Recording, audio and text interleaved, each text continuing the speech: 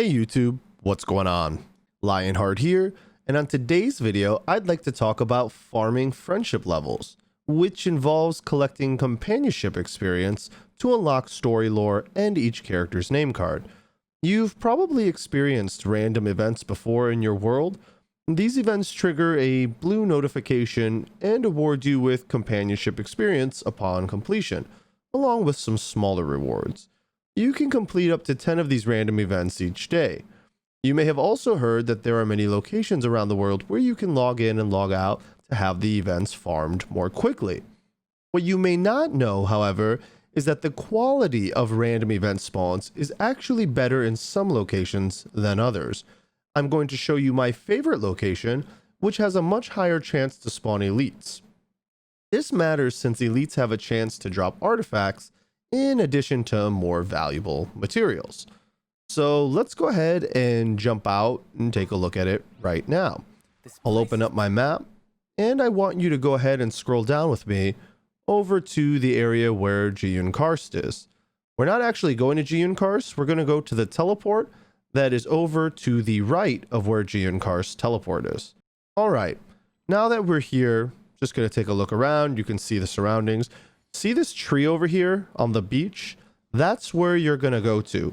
And this spot is very important because this is where you're going to log in and log out. And it's also where you're going to stand while you wait for the random event to spawn.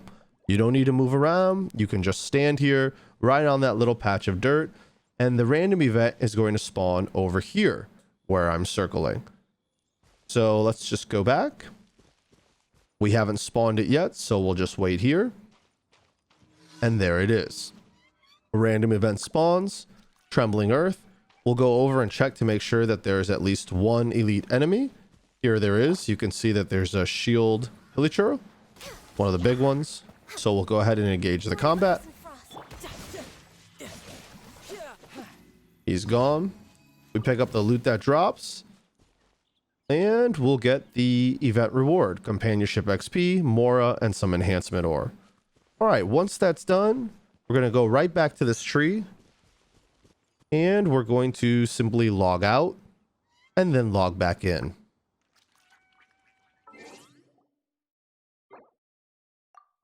Alright, now that we're logged back in, you can see we're standing right next to the tree, directly on the dirt patch, right next to the water. We'll walk right back over. You can see that the area has not spawned anything yet. So we'll come back over to the tree and we'll just wait.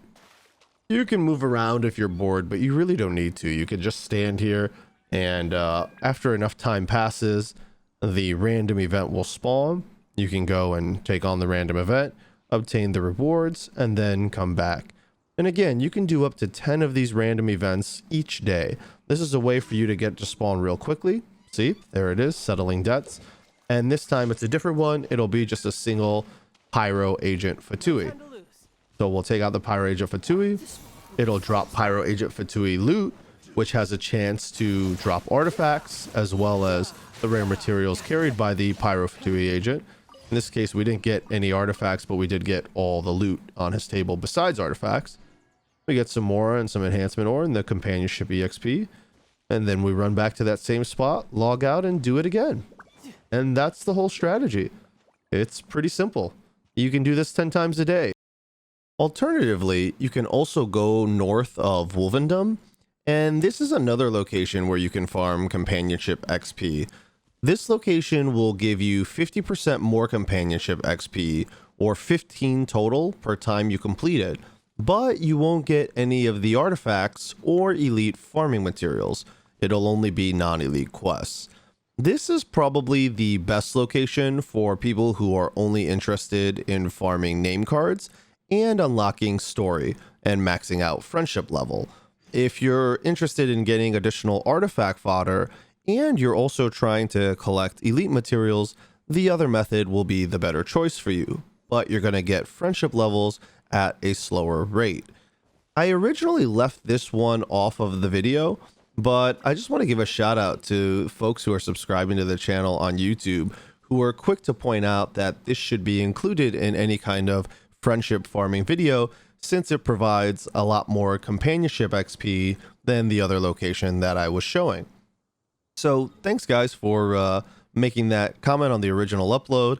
And yeah, in this new version, you can see that I am showcasing the other option for gaining more companionship XP, again, at the cost of the elite drop materials that you would get at the other location.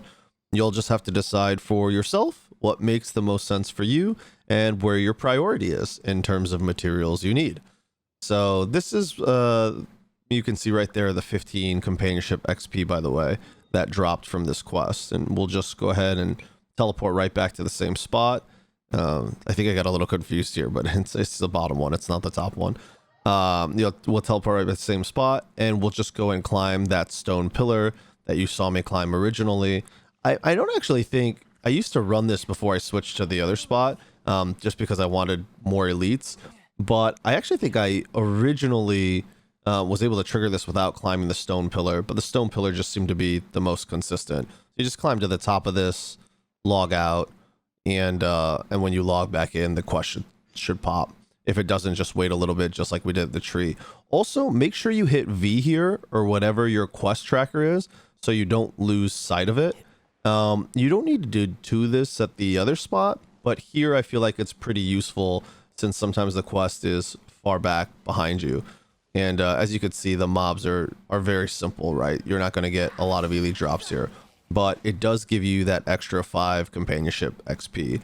So again, props to everybody on the channel who commented on the original upload, keeping me honest. I appreciate you guys pointing out that this should be included in the video. And now we have it, so you guys can make a decision on whether you want 15 companionship XP, or if you want to get the 10 companionship XP along with an additional elite enemy. Well, that's all I have for this video. It's pretty short, but hopefully very useful for you. If you have any questions, please leave them in the comments below. And if you like the video, I hope you will subscribe to my channel and enable alerts. Have a great time playing Genshin Impact, and I'll see you next time.